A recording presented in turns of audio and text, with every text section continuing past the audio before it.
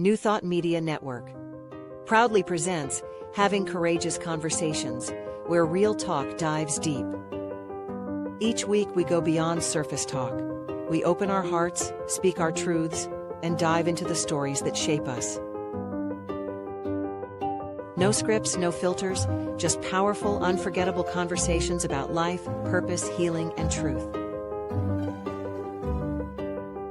Join the conversation, because your voice belongs here. Please like, share, and subscribe. Check out our YouTube channel at Having Courageous Conversations or email us at yourshowyourvoice@gmail.com. Now, let's have a courageous conversation. The views and opinions of our guest and hosts do not necessarily reflect those of New Thought Media Network, or any organization we may be affiliated with. Here at New Thought Media Network, we welcome freedom of speech and courageous conversations. There are many topics that can be difficult to navigate. Challenging the status quo and engaging in lively debate is important to expanding our understanding of one another, and life in general. Creating a peaceful world doesn't happen because no one disagrees, it happens from a willingness to understanding one another. In our programming we strive to expand consciousness and assist people in creating remarkable lives. Your comments are welcome at info@ntmedia.org. Welcome to Having Courageous Conversations. Whether you're joining us live or you're joining us later and viewing a replay, we welcome you to our show. Thank you for joining us, and know that what we strive to do is explore truth, growth, and conscious living. It's about having conversations that we may not normally have and challenging ourselves to think a little bit differently and perhaps speak about things that we're not comfortable talking about. So welcome. We have a wonderful guest today, and I am going to let Mark Dupuis, my wonderful co-host, introduce you after saying that my name is Cheryl Rogers, and I'm one of your co-hosts. Oh, thanks, Cheryl. Pleasure to be here, and a real pleasure as well to introduce our guest today, Carrie Hartwick. Welcome aboard, Carrie. Thank you. Nice to be back. You're welcome. Carrie's journey has led her to discover the divine within as a constant source of strength, healing, and guidance. By nurturing this inner connection, she continues to grow beyond past experiences and embrace a life of purpose, faith, and joy. Carrie has overcome childhood trauma and has 35 years of addiction recovery. Her resilience, determination, and strong faith play a crucial role in her personal spiritual journey. Carrie is a membership and community liaison coordinator at the Canadian Hard of Hearing Association. Carrie is going to talk to us today about her spiritual path of joy. And I'm going to start asking you a question about your path on becoming a licensed Unity teacher and how that brings you joy. I first heard of Unity when I lived in Toronto. That would have been mid-1990. And it didn't take long for me to realize that there were courses I could take to learn about Unity. And I'm a retired daycare teacher, so I have teaching in my background. I went, oh, I got to do this. I even went to Unity Village for 1 week, way back in Missouri. It's just something that speaks to me. I want other people to have what I feel, in their own way. And so when I came to Ottawa, and I thought, oh, that was missing again, my spirituality. And again, right away, I started taking a spirit group at Unity Church. And then I started taking courses. And next thing you know, I'm almost ready to enter the LUT program. Beautiful. Brilliant. Yeah. Brilliant. That's beautiful. Thank you, Carrie. So this is a hard question to answer. So just tell me if you want to skip it. But you said you want other people to feel how you feel. Can you explain how you feel? Yes. Good question. Joy is the first answer that comes out. Like, I'm not feeling joy 100% 24/7, but it's definitely a solid foundation today. So when I do have a moment that brings me down or a situation, it may not take me as long to come out of it, because I'm learning if I get stuck or feel like I'm going into depression, my energy just goes, shh. I don't like that anymore. I know, but I have to choose how I want to feel. And learning things spiritually, not just about myself, but for other people as well. It's a sense of freedom. That's what it is. I want other people to have their own sense of freedom. And I'm going to explain that a little bit more, because in my addiction recovery, whatever group I went, they would say, what are you after? And I always said freedom. It was maybe a month after I started Unity in Ottawa, and you guys had a quote about freedom. And I think I emailed the office to get that quote, but it was something about freedom. It's your choice or something. And then, but when the screen went to the next screen, I went, wait a minute, I have a choice?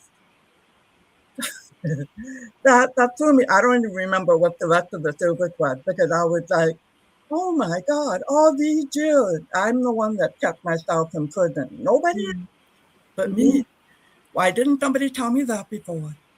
Wow. But, so that's, and having the freedom to be me brings many positive emotions, including joy and zeal. Zeal, yes. That's beautiful. Thank you. When you said about choice, that it was up to you, for me, sometimes somebody could tell me something today and I wouldn't believe them. Yeah. But what is the saying? The penny has to drop, the quarter, nickel, dime, loony, I don't know, has to drop before I can actually take words that somebody is saying to me and feel them and believe them. Is that true for you, or? Sorry, can you say that again? Certainly. You could say to me, Marg, it's your choice. Right. Freedom is your choice, but unless it resonates for me, I'm not going to believe it. And I wondered if the same thing was for you. Yeah. So I'm thinking back to in the middle of my recovery too. If somebody said that to me too, you're right, I wouldn't have understood that. I would have went, no, I don't. Because at that time, I would inside my addiction thing. So I had very low self-esteem, and you're right. I am a big believer that everything happened for a reason. And for that particular moment, I was to see that quote about freedom, and it could have happened a week earlier, and I may not have. So I'm learning to appreciate the moment, and as I am allowing myself to be open to them, I get more. That makes sense? Yeah, it does. Yes, Absolutely. absolutely. Yeah. So, what I'm hearing is that when you saw that quote on freedom, you had an aha moment. Yes. And for you, that was so uplifting to know that you have a choice.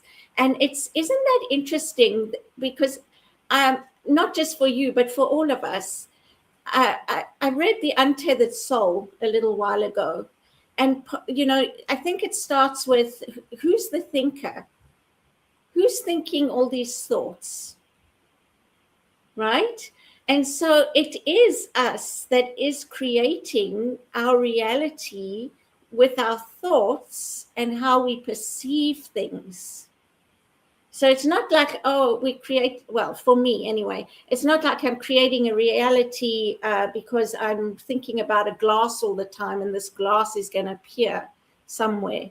You know, it's really about my thoughts and recognizing that I'm the one that's thinking, and therefore I do have a choice to choose what to think. And I'll add, it's not always easy. No. It's not No. always easy. And I don't care who you are. You can be a minister, you can be anyone. But we are spiritual beings having a human experience. You know, so I think sometimes we've got to give ourselves a bit of slack and just feel and be wherever we are, knowing that this moment will pass. We're not going to stay here. Yes. Mm-hmm. Mm-hmm. And this just popped up for me while you were talking. I'm a big believer that when we're born, we have all of our spirituality already. And just like everything else, it's how we are shown in our childhood growing up. Mm-hmm. We did not have church in my house. So I had a Lights and Unity teacher. Who asked me that question? Rev T. I was standing out feeling sad. It was around Easter time. And I lost my train of thought. She asked me, did nobody ever tell you about God growing up? I go, no. But I was always eager to learn about spiritual things. I wasn't like I am today. I was very shy, very introverted. When I was in grade 3, in the public school system, you got a little Bible, a little red Bible. And I remember feeling so proud of that little Bible. I can't remember if I read it or not. Mm-hmm. But so I guess one thing, as much as language and mathematics and all that, spiritual needs to be up there, maybe even on top before that. Mm-hmm. Because can you imagine asking a 5-year-old to go within and tell me what you think? I think that would be really cool. It would change a lot of things. Yeah, absolutely. I do see books today with faces with different feelings, like I'm angry or I'm frustrated or I'm confused, and they do use those. As I know, when they're young, like how are you feeling? Point to the picture, kind of thing, right? Which I think is fabulous. And also, meditating from a young age, even if it's for 2 minutes and then going 3 minutes, I think that would be awesome, just to be still, no noise. And especially in today's day and age, there's so much noise around us. I feel like there's never not noise, whether it's the fridge making a noise or it's something, a car driving by, or there's just so much noise. So being able to just center yourself and be still as a child, to learn that, I think would be very healthy. Yeah. It's a good point.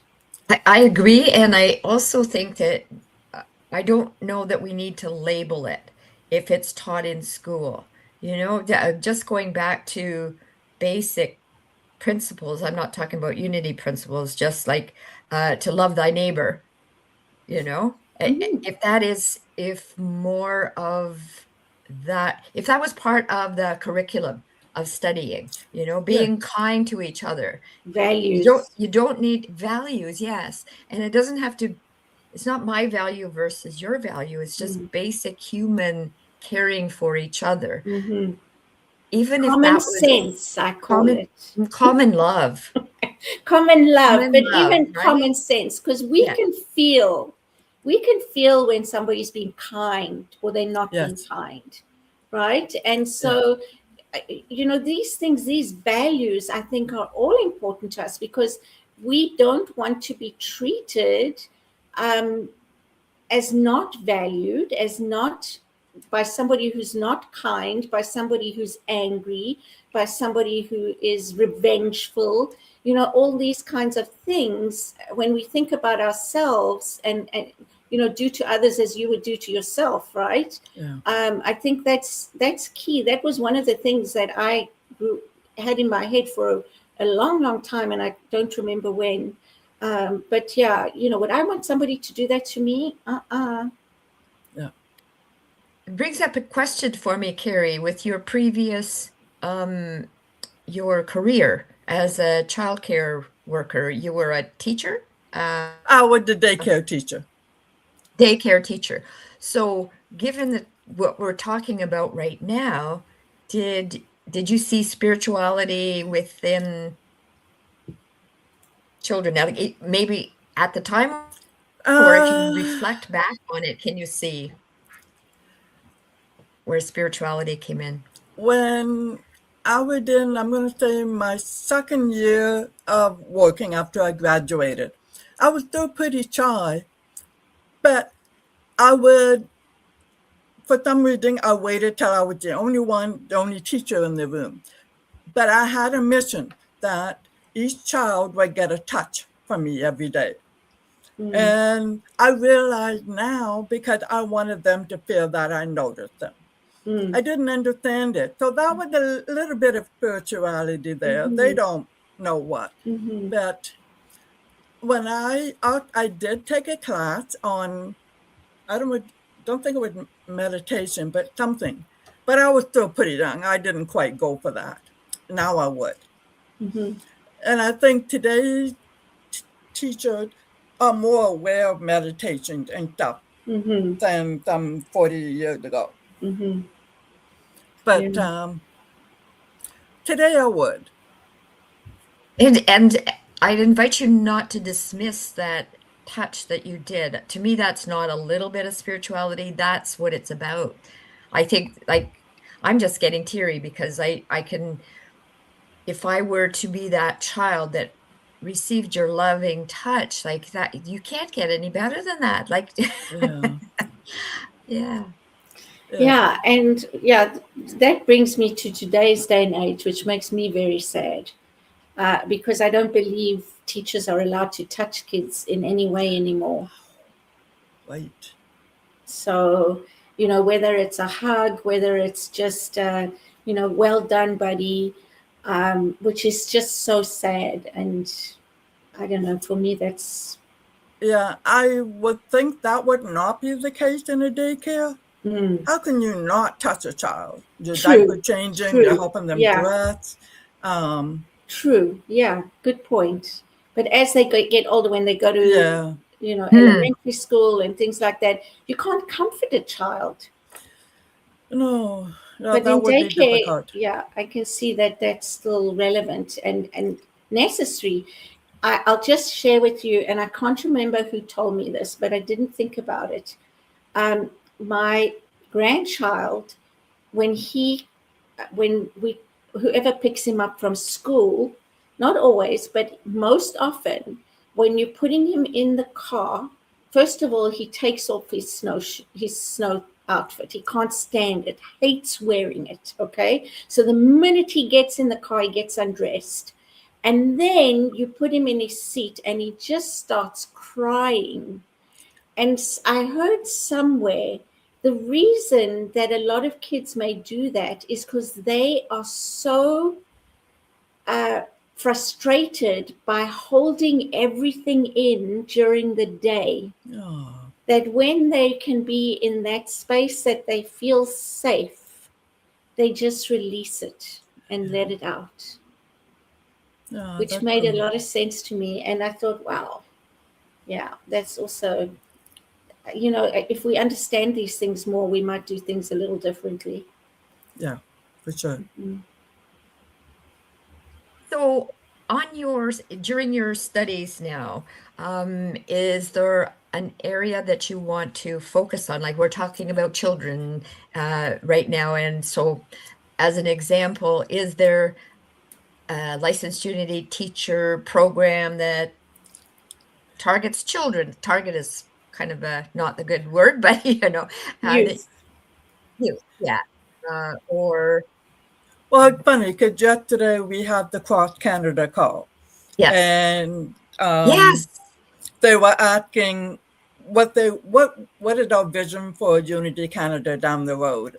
And I'm thinking, I don't have anything to say. So I'm sitting there and then I'm going, I do have something to say, because most of our members are of a certain age, 60 and up. And the only way I can see it surviving is by getting families and kids. We need to do that. So yes, that could be a possibility for sure. Yeah, they have a family and youth program, but I'm not sure how one gets involved in that. Something to put on my list to look up. Yes, There you go. absolutely, yes. Tell me about the courses. What kind of courses do you need to take to become an LUT? Give me 1 second here.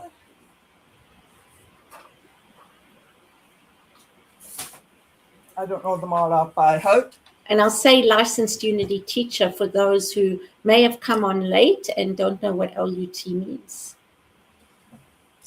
So a lot of them are on foundations of unity, of prayer, meditation. The new thing for me, or the biggest learning curve, is the Bible. When I went to Unity in Toronto, my thought was, oh, good, they don't talk about the Bible. I did hear the word Jesus a few times, but I purposely wanted a non-denominational church. So when I moved here to Ottawa, I thought, okay, good. We're still on the same wavelength. But now that I'm taking courses and becoming more involved with Unity, I'm realizing Unity wouldn't be where they are today without references to the Bible. Metaphysical interpretation. Thank you. Yeah. So I know I read the Bible at some point on and off, but so I took two courses at the same time. One with overview of Christian scriptures and one was on Jesus teaching. I suggest if you're new to the Bible, don't take two at the same time. Yeah, absolutely. Yeah. Kind of mind-blowing. Yeah, the New Testament, I can understand a lot. The Old Testament, or with the 5 books of Moses. Thank you. You're welcome. And all the other ones as well. They're a little harder to read. Yeah. So that's why. And to interpret, right? And to interpret, because at Unity we don't take the Bible literally. Literally. Yeah. So we look at what meaning could there be behind the story, what it's saying. And so that's a challenge for me too. Sometimes it's to really understand how to interpret it metaphysically. And I think there's not one way. I think if anybody who reads it will metaphysically interpret it in a way that makes sense to them. Yes, absolutely. Yeah, but we believe that it's a history book. It's more of a history book than something that's the God-given law. And no disrespect to anybody, that's just Unity's teachings. The other thing I wanted to say is that Jesus is seen as a prophet, as a teacher who really, was an example of how to live and how to be when we want to be our highest selves and to be sort of the light in the world. And so that was something for me that was important too, because I'm non-denominational, and I think I'm a humanist sometimes, or I can't remember the other things, believing that everything is God and God is everything, and it's not one thing. And that's what I love about Unity, that that we accept it all and recognize that there are many paths to wherever you feel you're going. Yes, a few things come to mind. So a lot of the laws and stuff that we have today, because of the gospel leader, the Moses, and all them, and they still work today, and we still pretty much have the same struggles as we did thousands and Of years ago, long, yeah. you know. And to me, Jesus just, we hear or read the story, and it's like he's putting the Old Testament into everyday life. Well, and I think he's also showing, because honestly, when I read the Old Testament, and I don't read the Bible, it's not something that I've ever done, but I might read a section, or I like to watch documentaries or shows or things like that, right, on anyone in the Bible. But the Old Testament is violent. There is so much violence there, you know, and so I think for me, what Jesus was saying, and he was Jewish, right? He was Jewish too. He was never a Christian because Christianity didn't exist when Jesus was around. But I think what he was trying to do is show that there's a better way to be, to care for your neighbor, to love your neighbor, you know, to respect your parents, to whatever it is, you know, to just be a loving presence, and just believe that, you know, I'm going to say, believe that when you believe, that's really what creates something for you, your reality. Because again, it comes back to in here, right? The belief. Yeah. The belief is what cured people, because they believed if they touched his robe, they'd be cured. Yeah. Oh boy, let's not go there, okay? Anyway, I'm just saying. I was just comparing the Old Testament. There's just so much BS there that I just don't. I can't sit here and take it. But I can believe what you were saying, Carrie, about seeing the word freedom. You didn't manifest the word freedom. It was always there. But that day it was there for you because you saw it. You could resonate with it, right? Yeah. Yes. Yeah. That's a wonderful point, Mark. And you know what it makes me think about? It makes me think about your spirit group sharing wisdom and the butterflies. Right?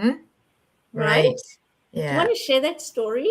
Well, maybe Carrie is sort of in the background now. I want this to be the Carrie show. Well, I think it's a discussion for all of us. And it is, but she's been quiet for a bit. So okay. So when we come back, because it is time for a break, we will carry on with Carrie, and I will hand it over to Mark to lead the next section and take it from there. So don't go away. Please just take a short break. If you need to go to the washroom, get a juice or a cup of tea or water, whatever it is, and we will be right back. Having Courageous Conversations is proudly sponsored by Unity Kitchener. We are a welcoming spiritual community where open dialogue, personal growth, and authentic connection are encouraged. Join us Sundays at 10:30 a.m. Eastern for inspiration, reflection, and meaningful conversation. Learn more at unitykitchener.org. Unity Kitchener, a positive path for spiritual living.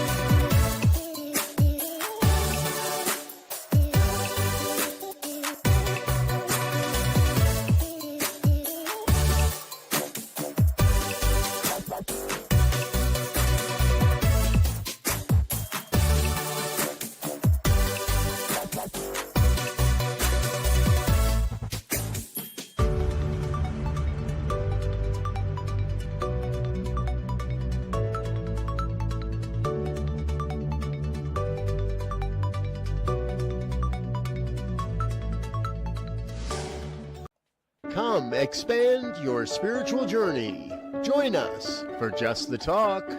Sundays, 1 p.m. to 6 p.m. Mountain Time.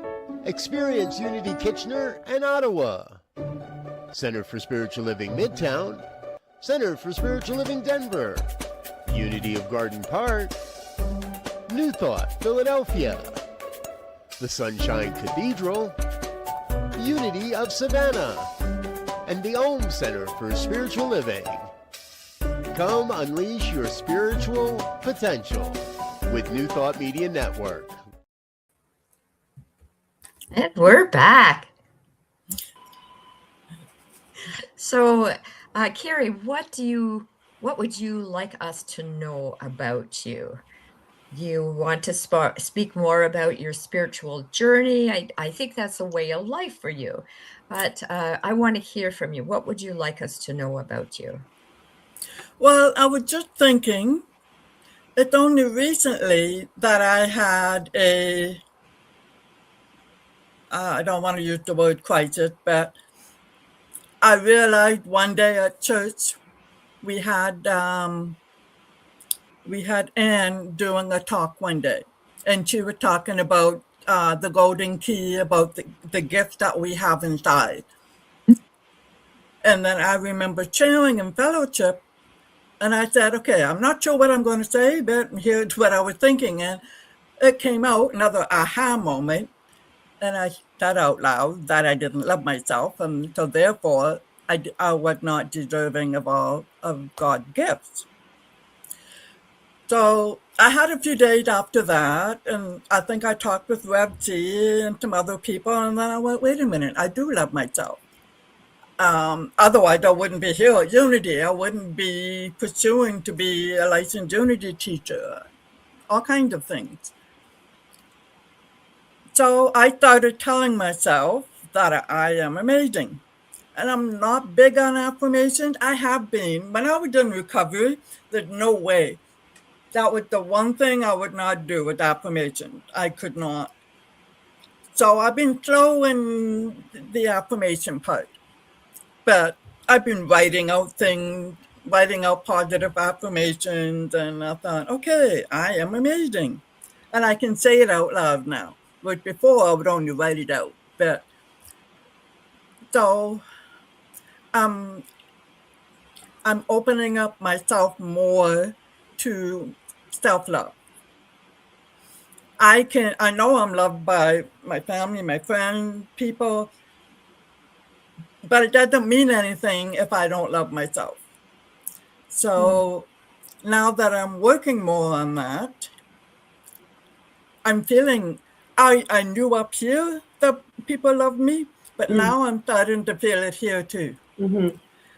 So it's actually, that's just an aha moment that just came. So I'm famous for my aha moment. Mm-hmm. So yes. And that's wonderful. Yeah. It's wonderful to be on this journey with you, and I'm so sorry to interrupt. But really it is, because you just say yes to everything, and you just you share what you're learning, you share, the joy that you get out of things, and that's really so special. Thank you. And I want to add authentic. You're very authentic. I've heard you speak a few times at the Sunday service, and when something goes amiss, you take a breath and you carry on. And to me, that's you're giving a teachable moment by doing that. I seriously think you are for me anyway. Yes. Thank you.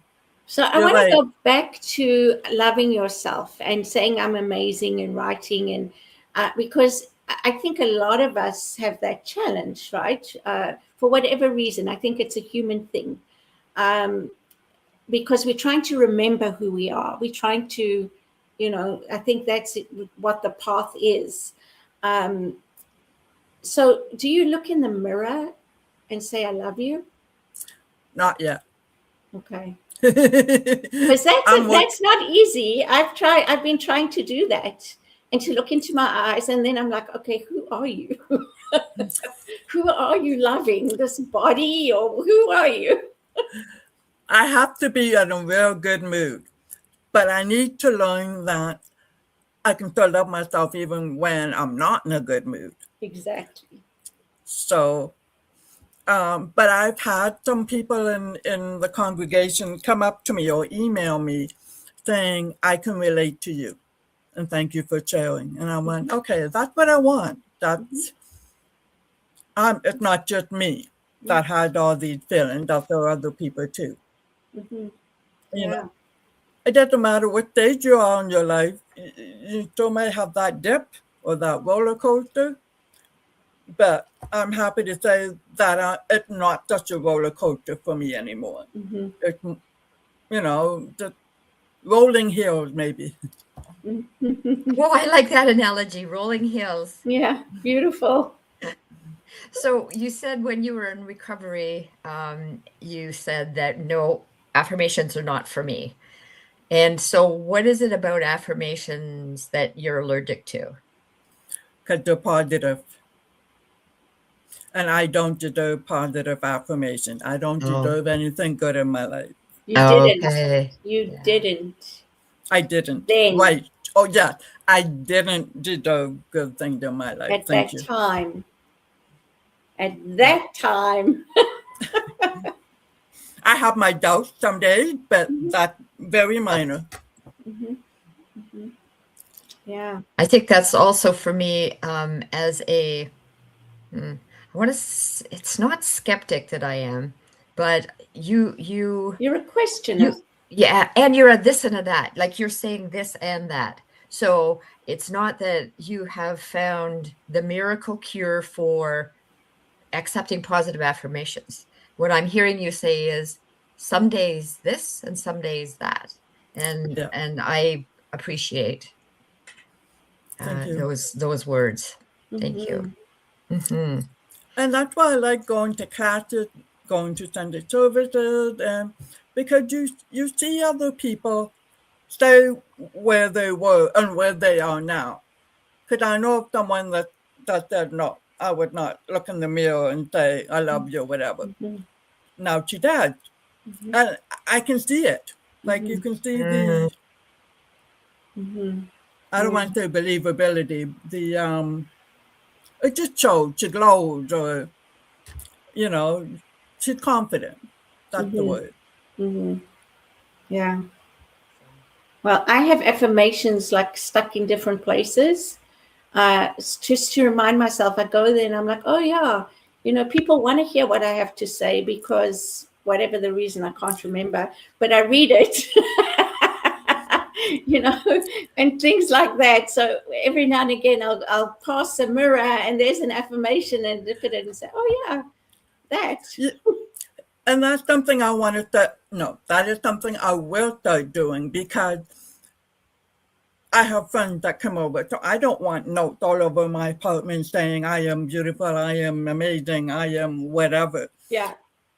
But I'm thinking that would be good for them too because they're reading it as I am. They're not reading it, oh, Carrie is. Oh, good point. Yeah. Yes, exactly. That's beautiful because that is the I am is the most powerful 2 words there are. And I just figured out why. And this is something I struggled with for the first 2 or 3 months of Unity Ottawa with shame. Because I did not believe that I was worthy of God's love. And where am I going with this? So shame. So that was why I wouldn't tell people I was going to church again. I told a few friends because growing up, it's like church was not a good place to go or it was taboo or whatever. And I thought, oh, I don't want people to know. And it's no secret that a lot of people say unity is a secret. And I I heard Reverend C said it a couple of months ago or last year. And I'm like, I don't want other people to know. But now that I've, got 2 years, 3 years behind me, I thought, okay, yeah, I do want other people to know, Yeah. being productive. That's mine. Yeah, I hear you. And the funny thing is that I can't call it church. I call it my spiritual center, Mm-hmm. right? And that's just because of how I've grown up and what I'm comfortable with. Yeah. So I can't say I wouldn't say to my family or anybody I go to church because it brings I grew up Jewish, and it just brings up something different in their minds than what unity is. So I prefer to say spiritual center. But Okay. it makes no difference to it. Each to their own. What works for them is important because it's how you feel inside and what resonates with you. And I tell people it's not religious, it's spiritual. There's a Mm-hmm. big difference. Mm-hmm. So they look at me. So I explain. Yeah. It's Yeah. interesting about the church thing. I don't say church either. I say spiritual center. Wen says church. That's her comfort. And where I went was when Reverend Kelly Isola spoke to us, like this is probably 219. And we were talking church, spiritual center. And she said, if it looks like a duck and it walks like a duck, it is a duck. So it is a church. Yes. Oh, yeah. She's our speaker this week as well. Uh-huh. I enjoy her because I think that she challenges us. She challenges me in my way of thinking. And I just did a class with her. I'll just share on Myrtle and Charles that was phenomenal. It's stuff that I hadn't thought about. I hadn't read anywhere, and I thoroughly enjoyed it. So I really enjoy the challenge of not just believing everything we hear, but the challenge of going into that deeper. What does that mean? What does that mean? What does it mean to me? And how and does it? The other thing for me, and I don't know about you, Carrie, is the way that everything in my life that I've been to and done, I've taken what resonates and left whatever didn't behind. Yeah. Yeah. It's just like watching a good movie. Sometimes I have a movie that I like to watch over and over again. And every time I see it, I learn something different. So that's why it's good to have the services on the YouTube channel, because you can go back and say, oh, I missed that the first time around. Mm-hmm. Yeah, good point. What are Now your you favorite said movies, if you don't mind me asking? I like the Field of Dreams with Kevin Costner. Oh, beautiful. Field of Dreams. Yeah, that's a good one. I'm a baseball fan. I'm a Toronto Blue Jays in 1976. Oh, wow. Cool. So I love baseball. Uh-huh. Great. Go ahead, Mark.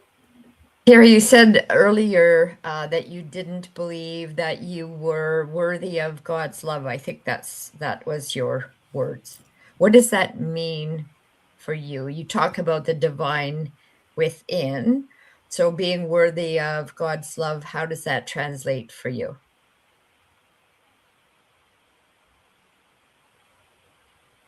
It's still a work in progress, but it's I've started taking a class about learning how to pray.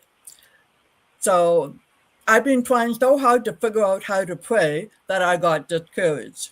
And then about a month ago, I thought, okay, you know what? Just let it go. Because I don't want to say I'm a detailed person. I want to see examples first, and then I can go on my own. But it's hard. It's not something. So I'm learning through short prayer lessons, and the most I am comfortable with God is when I am in meditation, in my chair with my dog and a weighted blanket and a cup of tea. And I just put on calm music. It might be ocean waves, it might be some other piano music. And I just go in. And I wake up and I feel lighter. So right now I'm just having, just feeling God present in me. Sometimes I have some stuff come up, but mainly it's just the feeling God.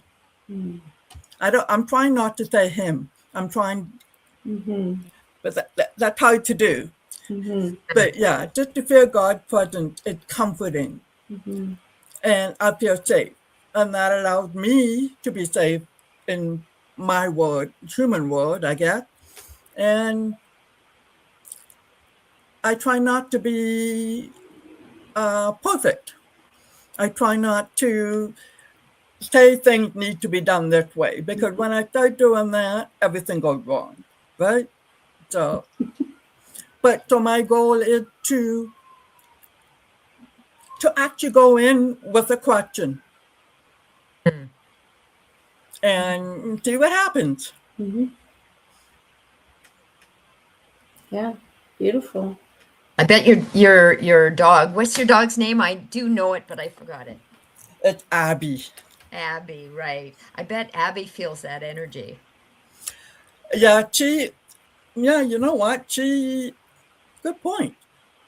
Because she's calm the whole time. She doesn't move. Oh, I have to be aware of that. You're right. So yeah. And she knows my moods and stuff. And if I'm upset or whatever, she's like right there, like, pick me up, Mom. That's beautiful. She wants to comfort you. So one last question from me, and again, you don't have to answer it if you don't want to. When you use the word God, what does that mean to you? What is God to you? Comfort, joy, everything the way it's supposed to be, whether I like it or not. Divine order. Yeah, it's an energy. It's just it's like a bubble. Yeah, almost like feeling protected. Beautiful. Yeah. Beautiful. I feel that energy too. Yeah. That was a good question. Nobody ever asked me that before, so thank you. You're welcome. I felt the energy in your words, like it came across. It came through the screen. Oh, wow. Yeah. I'm just going to share one quick thing about me, because I'm noticing a big difference this time than I was the last time in regard to understanding. So it's been a year in February that I've had this cochlear implant. This one I've had for about 22 years. So we did a test, and I am actually understanding with both of them on up to 70%. Wow.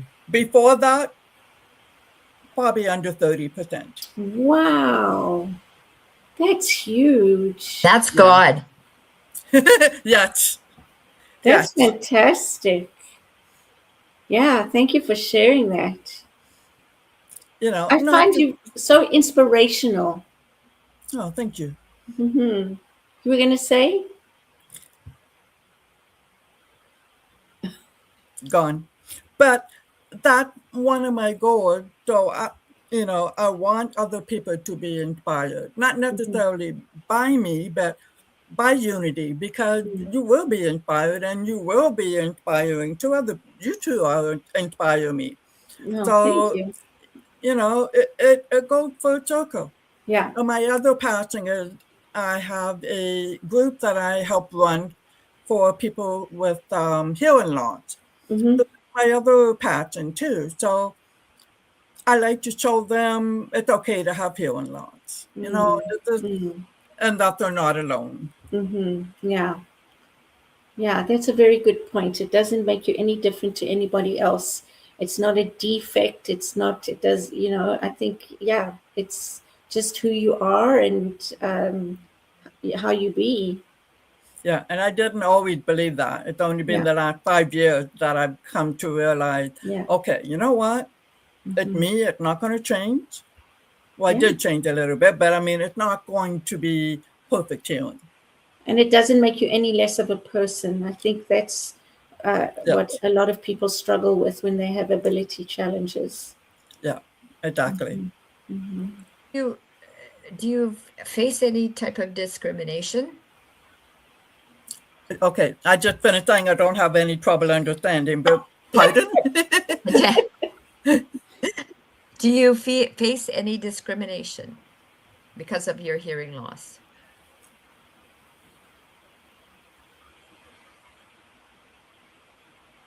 I probably did growing up, but I didn't know any different, and I couldn't hear. So, if people were talking about me behind my back, oh, I wouldn't have heard, especially in those days. But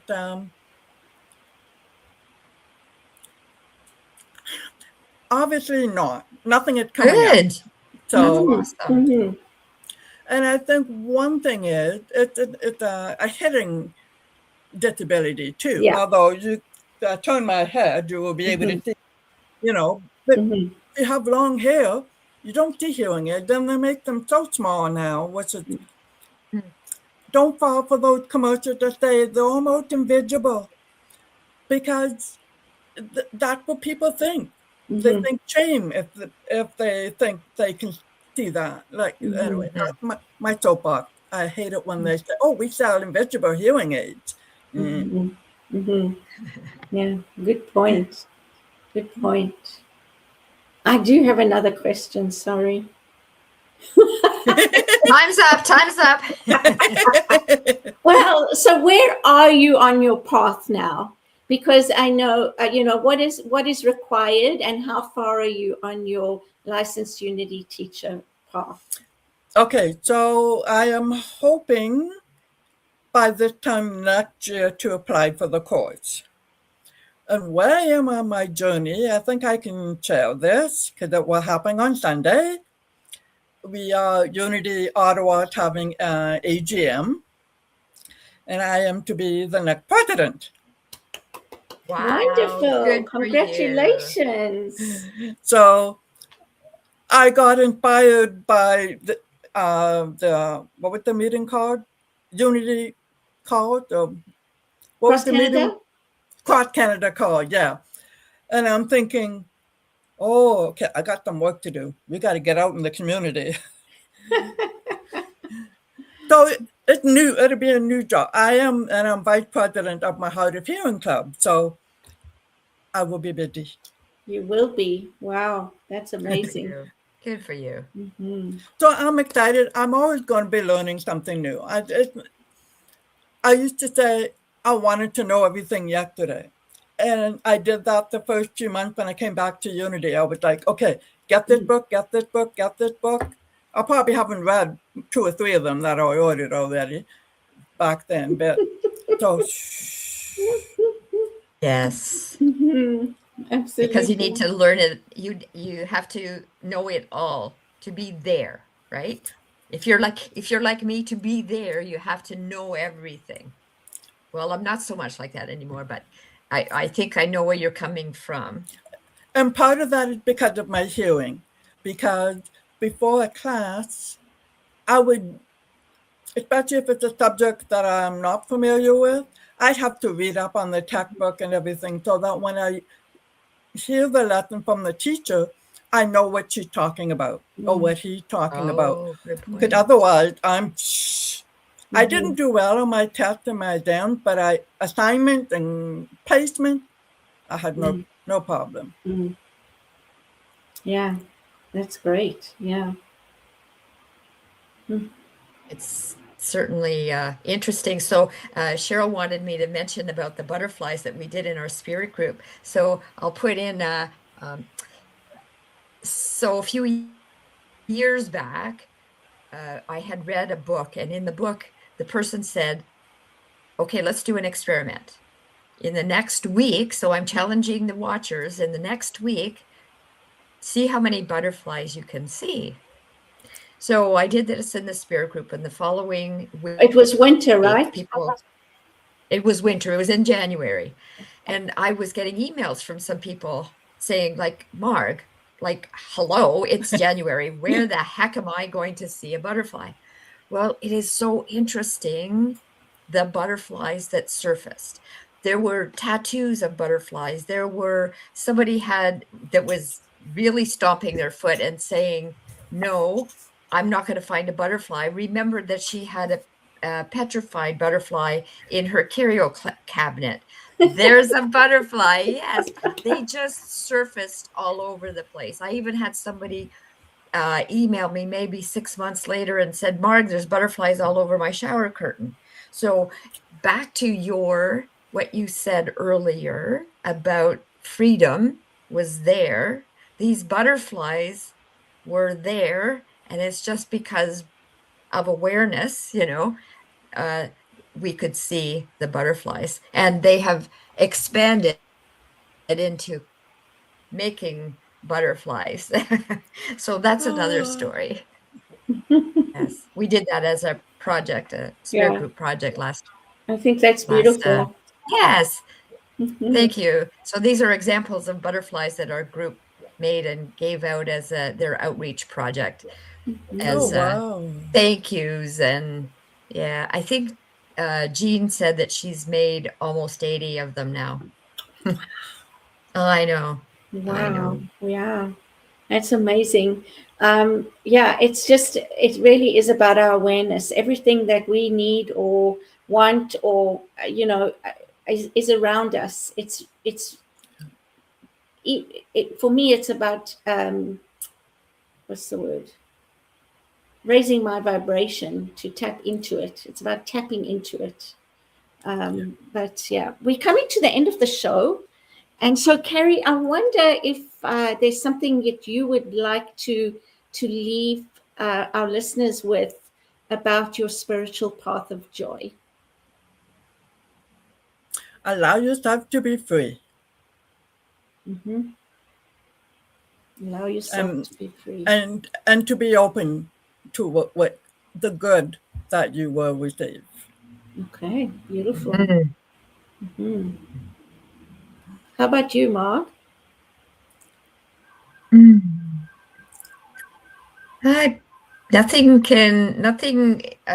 is okay. So reaffirming, looking, and being aware, not searching. Whoa, that's profound. Not searching, but looking, just being the observer. Yes. What is there for me to see? Beautiful. I love that. Yeah. And for me, interestingly enough, Carrie, freedom has always been something, that has been something, a word for me. I want freedom because I don't believe we can be free in this life. But anyway. But what I really appreciated, and, sharing as well, is the curiosity. The curiosity that comes with being open. I think the two together allow us to learn so much. And so, I thank you for being a living example of that, and for sharing your journey with us. And you're welcome. Yeah. So I want to invite everybody here to please like, share, and subscribe.